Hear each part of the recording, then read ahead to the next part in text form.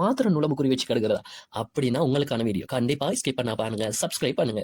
ஏன் அப்படி கடிக்கிறது தெரியுமா? உங்களோட ரத்தம் ஓ பிளஸ் ரத்தம்னா கண்டிப்பா நுளம்பு கடிக்குமா? ஏன்னா ஓ பிளஸ் ரத்தம்னா நுளம்புக்கு ரொம்ப பிடிக்குமாம். அதே போல நுளம்பு எப்படி உங்களை கண்டுபிடிக்குது தெரியுமா? நம்ம சுவாசத்துல இருந்து வரும் கார்பன் ஆக்சைடு, உடல் வெப்பம், தோல் மனம் இவை எல்லாம் சேர்ந்து நுளம்புக்கு சிக்னல் கொடுக்குறான். இங்கதான் ஓ பிளஸ் ரத்தம் இருக்கு, கண்டிப்பா போய் குடின்னு நுளம்புக்கு சிக்னல் கொடுக்கறதாக அறிவியல் ஆய்வுகள் சொல்லப்படுது.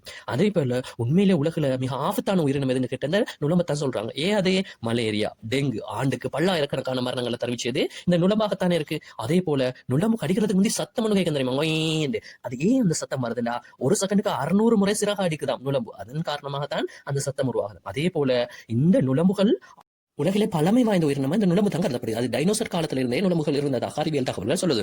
அதே போல இந்த நுளம்புகளுக்கு பிடித்தமானது மாடுகள், குதிரைகள், பறவைகள் அதிகமாக விரும்பும். ஆனா மனிதர்கள் வேறு வழி தனம் கொத்துது. அதே போல ஒரே தடவையில 50 தொடக்கம் 200 முட்டைகளை விடக்கூடியது இந்த நுளம்புகள். ஒரே டீஸ்பூன் தண்ணீரை போதும் அது வளர்றதுக்கு. அதே போல நீ கருப்பு நிற ட்ரெஸ் போட்டீங்கன்னா கட்டாயம் உள்ள நுளம்பு சீடியாகும். அதுக்கு பிடித்த நிறம் கருப்பு. அதே போல இந்த நுளம்புட ஆயுட்காலம் வெறும் 2 வாரம் முதல் 2 மாதங்கள் மாத்திரமே. சில நேரங்கள்ல நுளம்பு அடிச்ச இடத்துல அரைக்கக்கூடிய சந்தர்ப்பங்கள் இருக்குதானே. அது ஏனென்றா நுளம்பு உமிழ் நீரை சொருக்கும் பொழுது நம்ம உடல் கொடுக்கிற எதிர்வினை தான் அந்த சொறி. ஆகவே நுளம்புகளை எப்படி தவிர்க்கணும் என டிப்ஸ் வேணுமா? கட்டாயம் கமெண்ட்ல சொல்லுங்க. லைக் பண்ணுங்க, ஷேர் பண்ணுங்க, சப்ஸ்கிரைப் பண்ணுங்க.